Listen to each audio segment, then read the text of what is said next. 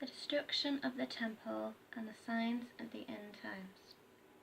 As Jesus came out of the temple, one of the disciples said to him, "Look, Rabbi, what huge stones, what magnificent buildings.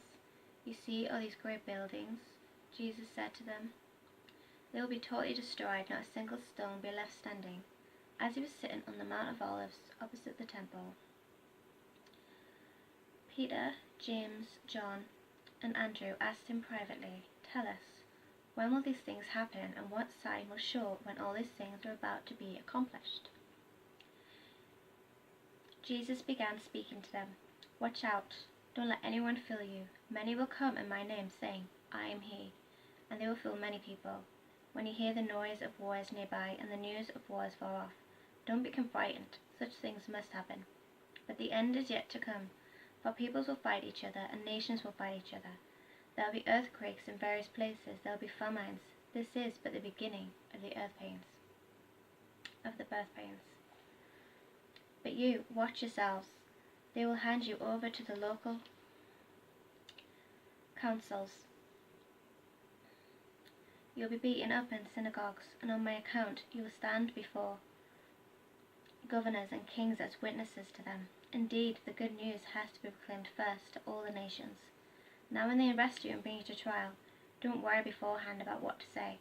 Rather say whatever is given you when the time comes, for it will not be just you speaking, but the Rosh HaKodesh, the Holy Spirit. Brother will betray brother to death, and a father his child. Children will turn against their parents and have them put to death. And everyone will hate you because of me, but whoever holds out till the end will be delivered. Now when you see the abomination that causes devastation."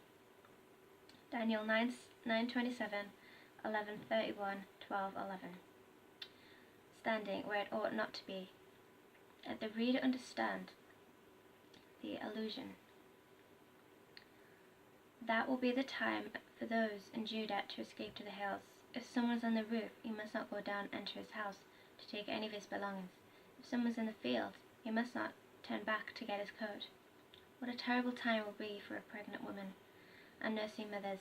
Pray that it may not happen in winter, for there will be worse trouble at that time than there has ever been from the very beginning, when God created the universe, until now, and there will be nothing like it again. Joel 2:2, Daniel 12:1. Indeed, if God had not limited the duration of the trouble, no one would survive. But for the sake of the elect, the chosen ones, those whom he has chosen, he has limited it. At that time, if anyone says to you, "Look, here's the Messiah," or "See, there he is," don't believe him.